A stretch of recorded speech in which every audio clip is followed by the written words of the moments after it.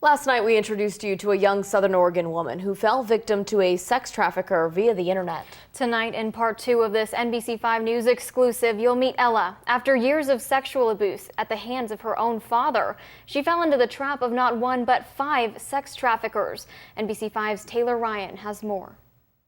As a young teenage mother, thousands of miles from home and deeply ensnared in a prostitution ring, Ella would have described her life as hopeless, dark, and lonely. But now, 7 years free from the men who sexually exploited her, she's learned to live a happy and complete life, helping others move beyond their trauma as well.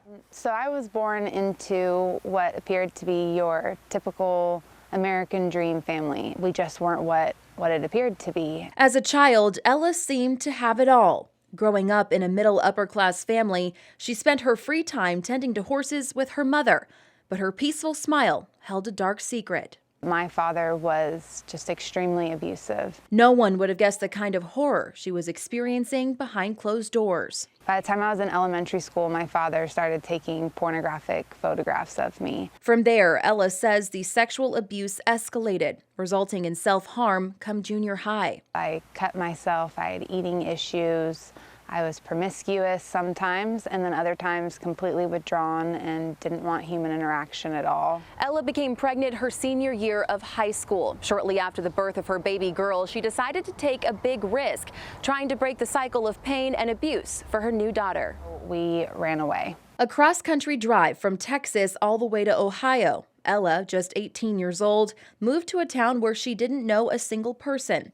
Before long, she found an apartment and a job.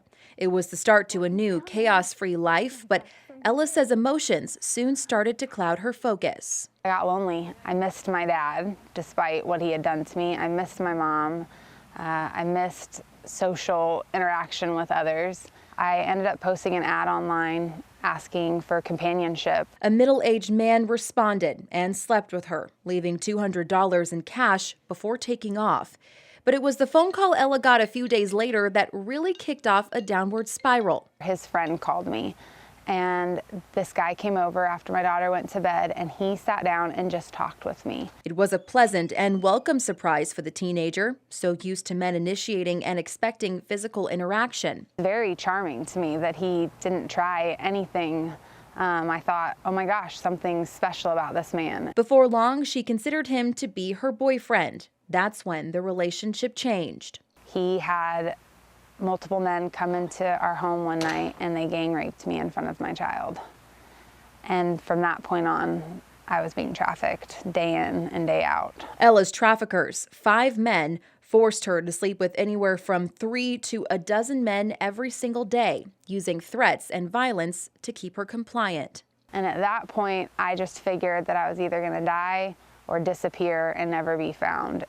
It was extremely traumatic. The abuse carried on for 2 years until her mother became suspicious of her daughter's lifestyle. And so I called like a local number that said that they helped girls who were being trafficked or that were stuck in prostitution. Eventually, Homeland Security would get involved. Ella's main trafficker only spent 1 year in prison. She found that picking up the pieces of her life after abuse and violence wouldn't be easy. I was hopeless. I was dark.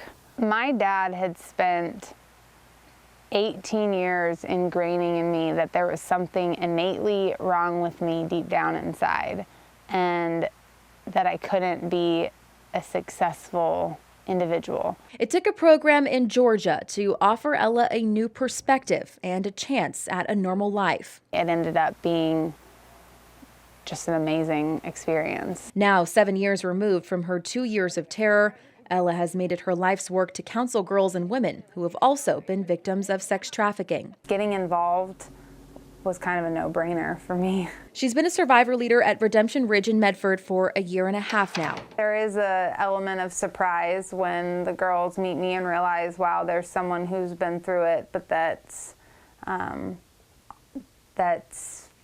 has a life that's worth living. For Ella, being a listening ear and open heart for women whose stories are so similar to hers has a goal behind it, to help offer them the same wholeness her life now has. Peaceful and not afraid, fearless. As for Ella's father, he's actually never been convicted of sexual abuse. She says that case is still under investigation. To learn more about Redemption Ridge, go to our website, KOBI5.com. In studio, Taylor Ryan, NBC5 News.